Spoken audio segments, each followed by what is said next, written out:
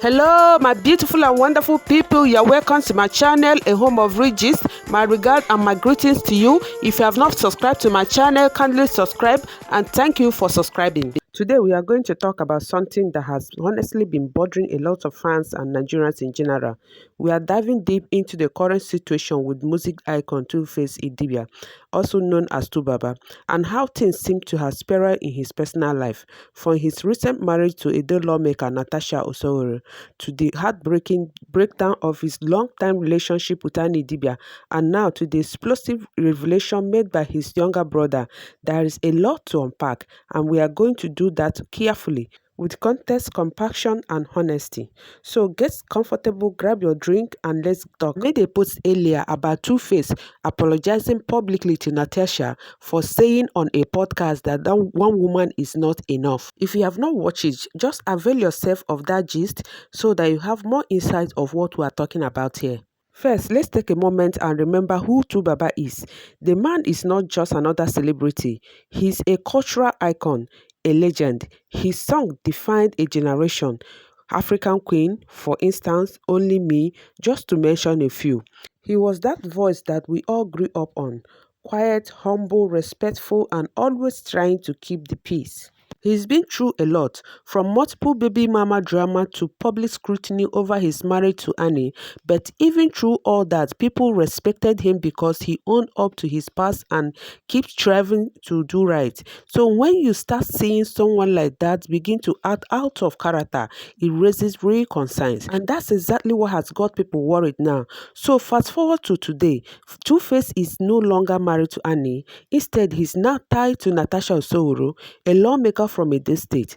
And it's not just even that fact that he moved on that's shocking. People separate, people move on, we get it. It's the way he moved on, the suddenness, the public apology, the bizarre online behavior, and most of all, the change in him. This is a man who used to run his business in Lagos, stay close to his family, and occasionally drop timelines in music. But since this new relationship, he's relocated to Abuja. He's constantly seen, following Natasha all over the place, even to functions and environments where you would never expect to see someone like Tubaba. He's lost that edge, that spark, that, scarcity, that individuality. He's now commonly available. Many fans feel like they are not seeing Two-Face anymore. They are seeing the shadow of a man being controlled. Then came the part that truly shocked fans and even his family. His younger brother recently came out to reveal some very disturbing things. According to him, it was Natasha who actually used Two-Face's phone to announce his breakup with Annie, not Two-Face himself. Not only that, she also allegedly used his phone to write a message asking Nigerians to help beg her to marry him.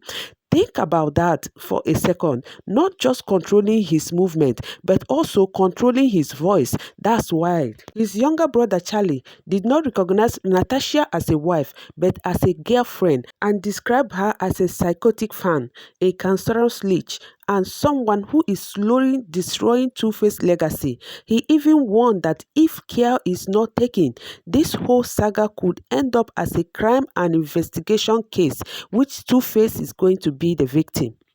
That's heavy. That's a family member, someone close to the situation, raising the alarm. Let's read what he said. To my dear Two-Face Idibia, there are not enough words in English to express how much I love you, so I won't even try. To the gentle, kind, loving, peaceful being, to the guy who would not intentionally hurt a fly, who would take losses in several businesses just to avoid any form of confrontations, who makes sure everyone around is comfortable even though he's not alright, who gets moved and watch himself being painted as the bad guy just to protect the same person painting him as the bad guy. To the guy who I would dare to describe as the modern day from Nigeria because of how innocent and pure your heart is, but you will always be crucified by religious standard. To the most insanely talented musician that has ever graced my ear, I beg you today to wake up. It can never be a crime to save yourself, to move on from where you were almost losing your life and soul. But you haven't moved on. You have been captured from inside the frying pan to an industrial furnace. So my heart bleeds.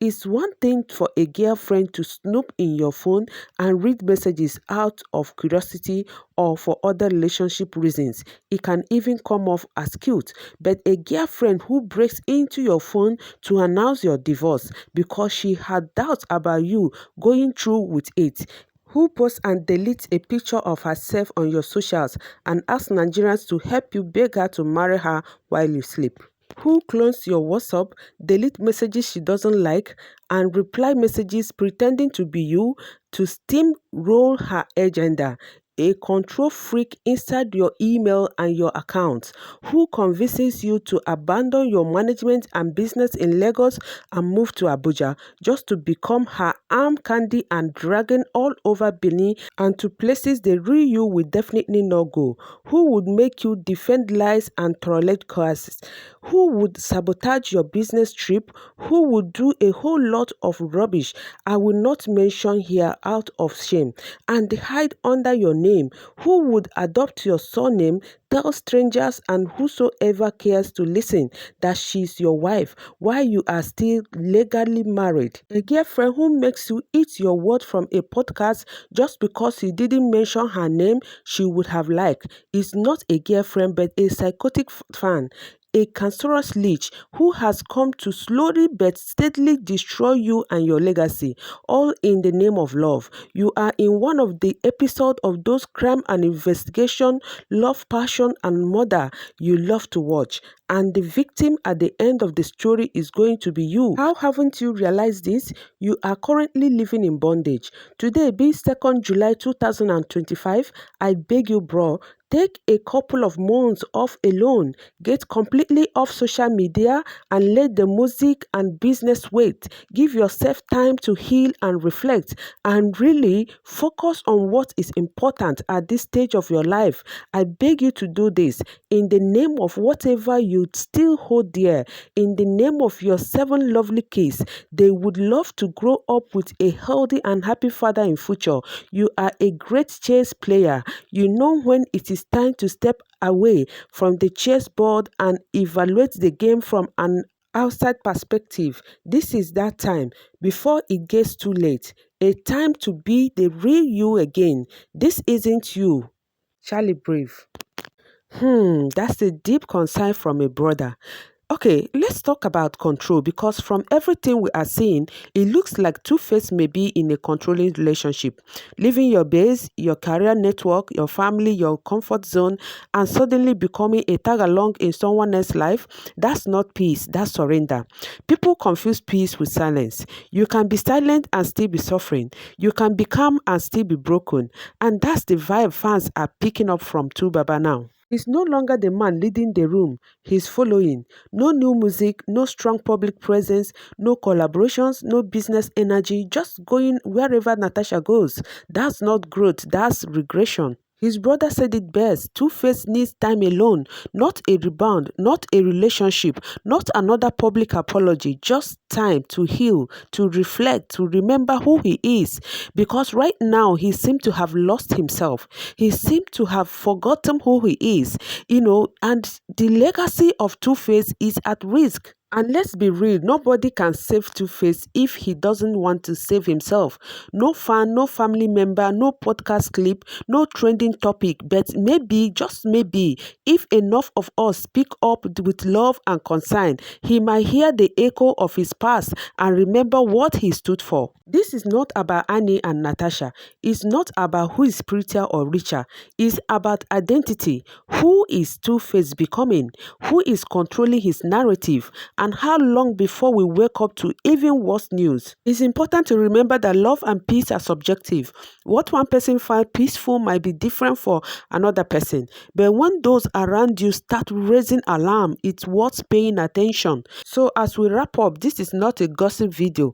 This is not to tear anyone down. This is a wake-up call to Two-Face himself, to his fans, and to everyone who is watching from the sidelines. You can love someone and still lose yourself. You can be in a relationship and still be isolated. You can be two-faced, a man with millions of fans, countless awards, and global respect, and still be living under emotional bondage. Let's keep praying for him. Let's keep speaking truth. And most importantly, let's protect our own peace and identity in our relationships. Thank you so much for hanging out with me. And as we come to the end of this video, kindly subscribe to my channel, like, share, and leave your comments in the comment section. I will see you in my next video. But before then, don't forget to stay safe, remain kind, and mind your mental health. Bye and remain blessed.